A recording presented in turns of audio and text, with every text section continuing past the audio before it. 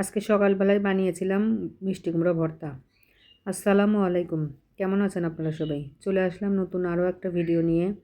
3-4 দিন আগে এক টুকরা মিষ্টি কুমড়া নিয়ে আসছিলাম, সেটা এতটা ভালো ছিল তাই মনে হলো যে একটু ভাতে দিয়ে সিদ্ধ করে ভর্তা বানিয়ে আজকে সকালে। অনেক আঠালো ভর্তা হবে এই মিষ্টি কুমড়াটা। অনেক সময় দেখা যায় মিষ্টি কুমড়া নিয়ে আসলে খুব একটা ভালো বের হয় না, পানিসা পানিসা লাগে, মজা লাগে না মিষ্টি কুমড়া, কিন্তু এই মিষ্টি কুমড়াটা অনেক আঠালো এবং মজা। মরিচটা সুন্দর করে ডলে নিয়ে মিষ্টি কুমড়োগুলো আমি ভাতের মধ্যে দিয়ে সিদ্ধ করে নিয়েছিলাম, উঠিয়ে নিয়েছি। কিছু ভাত গায়ে লেগেই আছে।